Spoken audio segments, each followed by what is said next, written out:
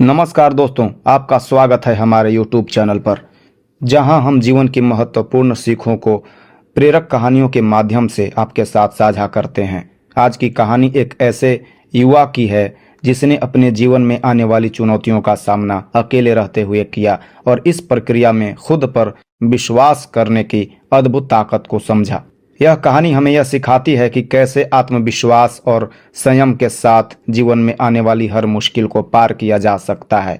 अगर आप भी जीवन में कठिनाइयों का सामना कर रहे हैं तो इस कहानी को अंत तक जरूर देखें। और हाँ, अगर आपने अभी तक हमारे चैनल को सब्सक्राइब नहीं किया है तो कृपया सब्सक्राइब करें और बेल आइकन को भी ऑन कर लें ताकि हमारे आने वाले वीडियो की जानकारी सबसे पहले आपको मिले।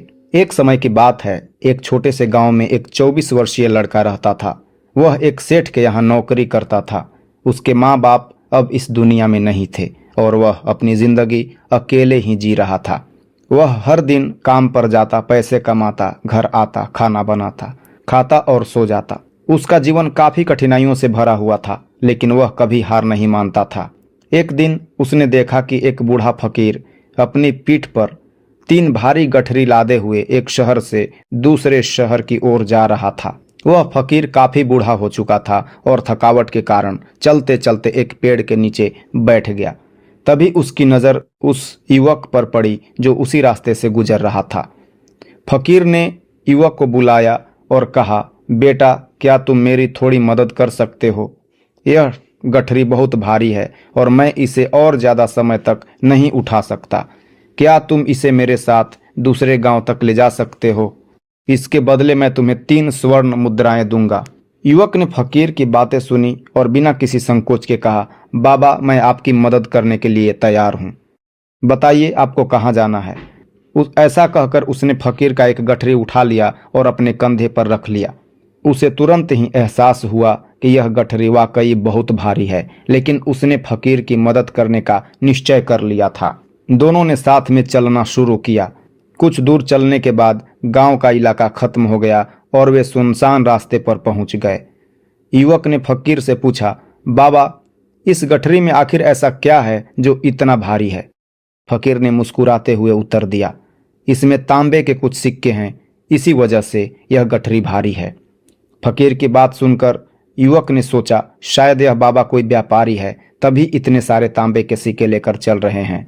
लेकिन उसने इन विचारों को दिमाग से निकाल दिया और चुपचाप आगे बढ़ता रहा। कुछ और समय बीतने के बाद वे एक नदी के किनारे पहुंच गए। युवक हट्टा कट्टा और तंदुरुस्त था, इसलिए वह बिना सोचे समझे नदी में उतर गया। फकीर ने किनारे पर रुककर कहा, बेटा, मुझे पता है कि हमें यह नदी पार करनी है, लेकिन मैं अब बूढ़ा हो चुका हूँ। क्या तुम मेरी दूसरी गठरी भी ले सकते हो? इसके बदले में मैं तुम्हें 3 और स्वर्ण मुद्राएं दूंगा। युवक ने मुस्कुराते हुए कहा, बाबा, आप मुझे शर्मिंदा कर रहे हैं। अगर आप मुझे स्वर्ण मुद्राएं ना भी दें तो भी मैं आपकी मदद करूंगा। फकीर ने मुस्कुराते हुए दूसरी गठरी भी युवक को दे दी। वह गठरी भी काफी भारी थी, लेकिन युवक ने कुछ नहीं कहा और दोनों ने मिलकर नदी पार की। नदी पार करने के बाद युवक ने फिर से पूछा, बाबा, इस दूसरी गठरी में क्या है? यह भी बहुत भारी है। फकीर ने उत्तर दिया, इसमें चांदी के सिक्के हैं, इसी कारण यह भी भारी है। युवक ने मन ही मन सोचा, लगता है बाबा दूर से आ रहे हैं और उन्होंने अपनी सारी संपत्ति बेचकर यह सिक्के इकट्ठे किए हैं। वे दोनों फिर से अपने सफर पर निकल पड़े। कुछ दूर चलने के बाद एक सुनसान रास्ता आया। इस बार युवक के मन में तरह तरह के विचार उठने लगे।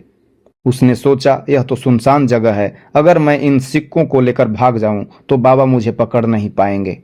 मैं इनसे एक अच्छी दुकान खरीद सकता हूं और अपना व्यापार शुरू कर सकता हूं। लेकिन उसने तुरंत ही खुद को संभाला और सोचा, नहीं, मुझे ऐसा नहीं करना चाहिए। यह फकीर बाबा ना जाने कितनी मेहनत से यह सिक्के इकट्ठे किए होंगे। उसने अपने मन के विचारों पर काबू पा लिया और आगे बढ़ने लगा।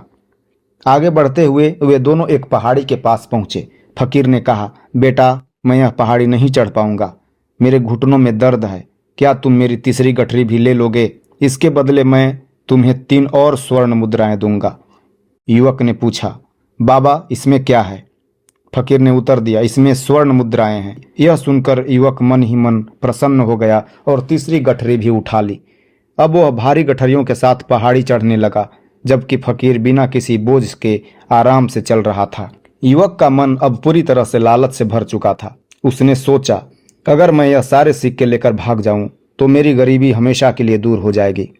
बाबा बूढ़े हो चुके हैं, इन्हें इन पैसों की क्या जरूरत। वह यह सब सोच ही रहा था कि उसने पहाड़ी की चोटी पर पहुंचते ही तीनों गठरियों के साथ भागने का फैसला कर लिया।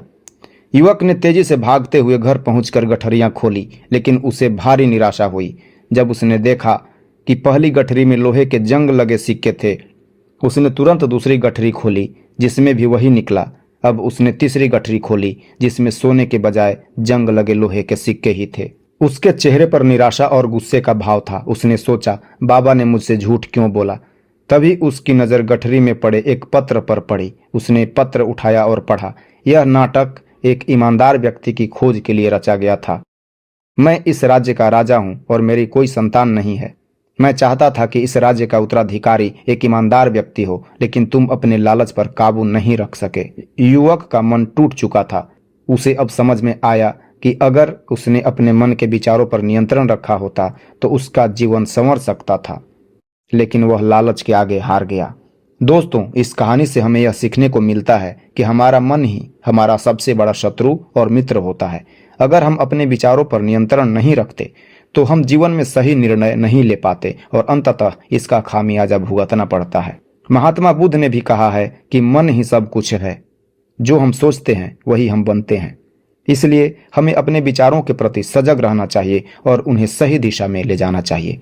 सही इरादों के साथ जीवन जीना ही हमें खुशहाल और सफल बना सकता है। अगर आप भी अपने जीवन में सफलता पाना चाहते हैं तो अपने मन के विचारों को नियंत्रित करना सीखें। आशा है कि आपने इस कहानी से कुछ नया सीखा होगा। अगर यह कहानी आपको पसंद आई हो तो कृपया इसे लाइक करें, अपने दोस्तों और परिवार के साथ शेयर करें और हमारे चैनल को सब्सक्राइब करें। हम जल्द ही एक और प्रेरणादायक कहानी के साथ लौटेंगे।